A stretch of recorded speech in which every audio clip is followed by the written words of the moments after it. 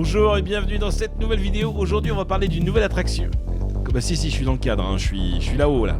Si, regardez, zoomez un peu. Oui, j'ai été un peu rétréci.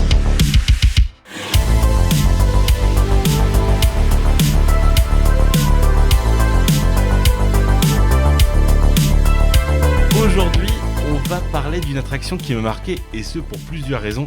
Bien évidemment, j'ai mis ma plus belle veste de l'Imagination Institute. Elle a quand même grave la classe.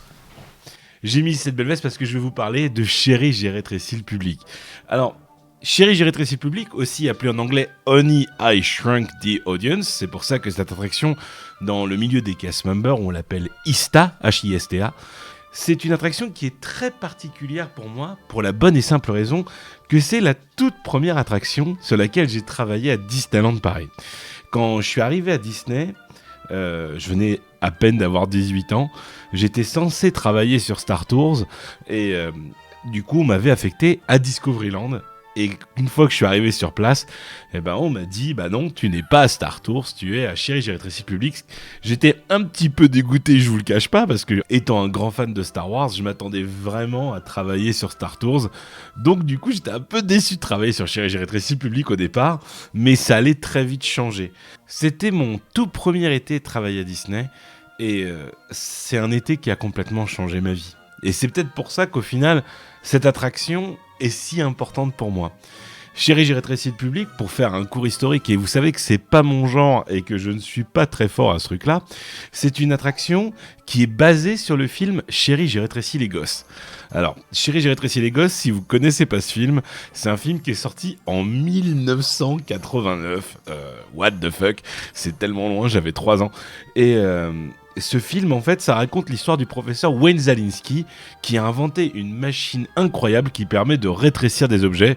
Et malheureusement, suite à une erreur, notamment due à une petite pomme qui se met dans un rayon laser, eh bien, le rayon laser rétrécit les enfants de Wayne Szalinski et il fait tout pour pouvoir les retrouver. Et les enfants font tout pour essayer de s'en sortir vivants. Il y a d'ailleurs eu une suite qui était Chérie, j'ai agrandi le bébé. Et après, il y a eu toute une série, enfin, c'était pas pareil, mais vraiment, le cœur du film, c'est vraiment Chérie, j'ai rétréci les gosses, qui était vraiment un super film. En plus, c'est joué avec Rick Moranis, qui est quand même un acteur culte, au-delà de son rôle en tant que Wayne Szalinski. Il a joué dans Ghostbusters, dans Spaceballs, bref, c'est un mec super. Et le casting de voix a été formidable, c'était un bon film. Après, je vous cache pas que, l'ayant re-regardé il y a pas très longtemps avec Sandy, c'est kitsch. Les effets spéciaux sont kitsch, mais ça reste fun. Et c'était un plaisir notamment de découvrir la série sur Netflix, là, sur les accessoires, et d'avoir un épisode dédié à ce film, c'était trop cool. Bref. Revenons à nos moutons, à savoir Chérie, j'ai rétréci le public. C'est une attraction qui a ouvert 5 ans après la sortie du film à Epcot aux États-Unis. Et c'est une attraction qui a remplacé une autre attraction qui était elle aussi un cinéma en 3D. C'était Captain EO avec Michael Jackson. Le film commençait à être un peu vieux, donc ils ont décidé de dépoussiérer tout ça et de faire Chérie, j'ai rétréci le public. Bien évidemment, c'est une attraction qui a ouvert à plusieurs endroits dans le monde, que ce soit en Californie ou à Tokyo. D'ailleurs, petite anecdote, à Tokyo, le film n'ayant pas eu un si grand succès que ça, Chérie, j'ai rétréci les gosses, l'attraction s'appelle Micro Adventure. Ça n'a strictement rien à voir avec le nom Chérie, j'ai rétréci le public, mais pourquoi pas, ça c'est plutôt cool. Et enfin, en France, nous, ça a ouvert le 28 mars 1999. J'ai même le petit badge tout mignon de la sortie, 28 mars 1999. Donc, comme quoi, à Disneyland Paris, c'est pas nouveau quand on vous dit qu'on reçoit les trucs en retard. Regardez Star Tours, on l'a eu quasiment 10 ans après, Star Tours 2, donc Chérie, j'ai rétréci le public. 5 ans de retard, mais bon, c'est pas grave. Chérie, j'ai rétréci le public s'inscrit dans le lore, entre guillemets, de l'Imagination Institute. Alors, en France, au Tokyo, en Californie, on ne sait pas trop ce que c'est l'Imagination Institute, mais en Floride, à Epcot, cet institut existe vraiment. C'est une institut de l'imagination et de recherche où on peut retrouver beaucoup de professeurs connus dans l'univers des films Disney, et c'est au sein de la file d'attente de Journey to Imagination with Figment. Donc forcément, on y retrouve à l'intérieur de cet institut le Wayne Zelinsky, le professeur Wayne Zelinsky qui a créé la machine à rétrécir. On a également Dean Higgins et Dexter Riley qui sont des professeurs qui ont travaillé notamment au sein de films Disney qu'on ne connaît pas très bien en France, L'homme le plus fort du monde, l'ordinateur qui portait des chaussettes, enfin un peu chelou. Et il y a également le professeur Philippe Brainard. Alors, bien évidemment, tous ces personnages, ce sont des personnages fictifs, mais le professeur Philippe Brainard, vous devriez le connaître parce que c'est le professeur qui a inventé le Flubber, qui est interprété notamment par Robin Williams. Et d'ailleurs, je ne sais même pas que Flubber, c'était un reboot d'un film lui-même. Bref, mais en tout cas, c'était plutôt cool de voir cette attraction inscrite au sein même de ce bâtiment, de cet institut qui n'existe pas. D'ailleurs, le jour où on va voir Chérie, j'ai rétréci le public, c'est les journées portes ouvertes de l'Imagination Institute. Et on va être reçu notamment par Nigel Shining, qui est donc le président, on va dire, de cet institut, qui est joué par Eric Idle, un acteur mythique, notamment des Monty Python. Du coup, il va nous inviter à ces journées portes ouvertes pour recevoir le trophée de l'inventeur de l'année. Alors là, je m'avance un petit peu, parce que j'ai pas fini de parler de où c'est venu tout ça, parce qu'effectivement en France, nous, comme je vous l'ai dit tout à l'heure, l'attraction ouverte en 99, d'ailleurs même les tickets d'entrée étaient à l'effigie de l'attraction, ils étaient cool les tickets d'entrée en plastique et tout, c'était trop bien. L'attraction chez nous a remplacé une attraction qui s'appelait Cinémagique. Alors à ne pas confondre avec Cinémagique au Walt Disney Studios, mais Cinémagique était le vrai nom de l'attraction de Captain EO. Et donc du coup l'attraction a fermé en 98 et la salle a été entièrement repensée pour l'attraction Chérie, j'ai rétréci le public. Un nouveau pré-show est installé, la salle en elle-même est détruite pour pouvoir installer une plateforme mouvante parce que le film propose justement des mouvements et des vibrations et beaucoup d'effets ont été rajoutés dans cette salle.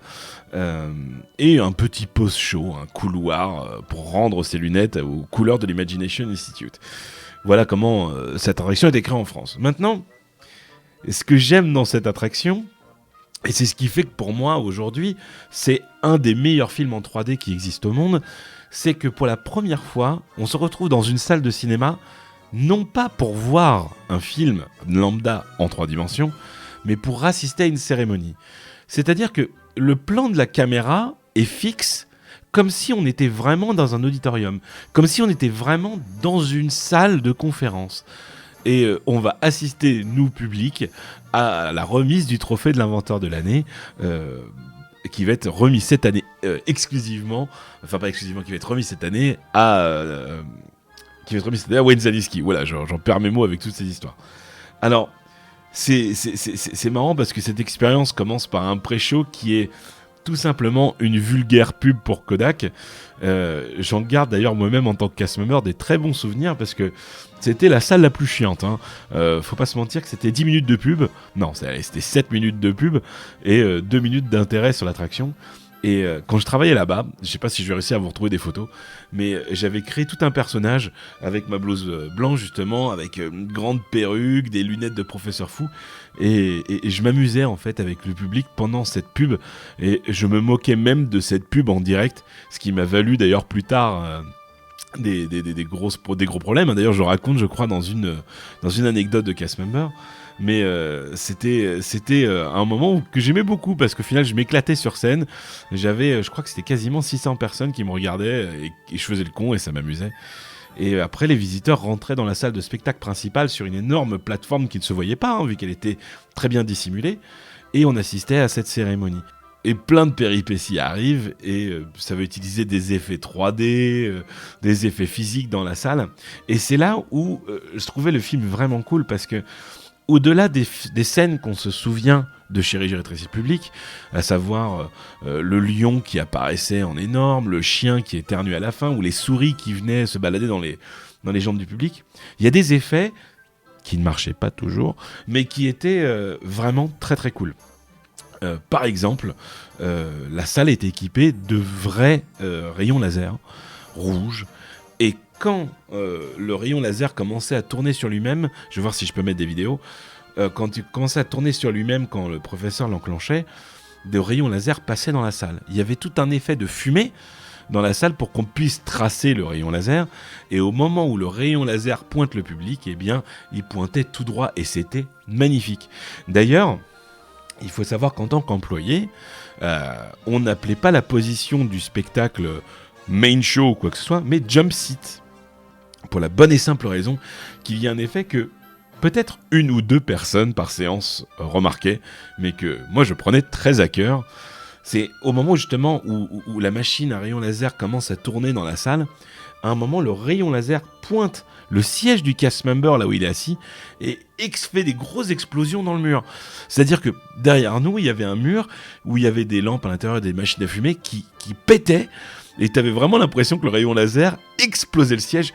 Et moi, forcément, j'en rajoutais des tonnes et je me jetais limite dans le public, sur les rangs qui étaient à côté de moi, pour qu'ils comprennent que le rayon laser m'avait pratiquement explosé. Et même d'ailleurs, quand la salle bougeait, je bougeais comme un fou. Enfin, c'est des genres de conneries que personne ne remarquait. Mais la personne qui te remarquait disait putain, mais lui, il est à fond, quoi. Et ça me plaisait énormément. C'était vraiment trop, trop cool. Et il y avait plein de petites vannes, de petites blagues qui marchaient vachement bien. Par exemple, il y a un énorme panneau avec marqué Inventor of the Year Award, qui est l'inventeur de l'année. Et au moment où Wayne Szalinski passe à travers, ça éclate toutes les lettres sauf 4. Nerd, qui en gros aujourd'hui se traduirait par geek, quoi, tu vois. Que des trucs comme ça. Et le film était vachement intelligent, parce que comme je le répète, on était sur un plan fixe. Et il fallait jouer sur des effets spéciaux pour pouvoir ne pas tourner en plan séquence. Parce que c'est compliqué quand même de tourner 11 minutes en plan séquence en 3D, ça devait coûter très cher. Et donc du coup, pour être sûr que tout se passait bien, dans le tournage, il y a des moments clés où, par exemple, la salle s'éteint dans le noir parce qu'il y a un court-circuit, ou il y a quelque chose qui vient couvrir tout l'écran et on ne voit pas ce qui se passe. Par exemple, à un moment, il y a un énorme chariot qui passe devant l'écran et ça bloque toute la vue de la caméra. Et ces moments-là, en fait, c'est des cuts. Et c'est marrant parce que ça ne se remarque pas, mais quand tu le sais, tu remarques qu'après ce cut, eh ben, tous les gens qui sont dans le public ou les acteurs, dans le public du film ou les acteurs, ne sont plus du tout aux mêmes positions et c'est trop drôle. Je vous invite d'ailleurs à regarder une vidéo complète et vous allez voir, essayez de trouver les cuts parce qu'ils sont vraiment très bien faits. Et voilà quoi, enfin, c'est un film culte, je trouve.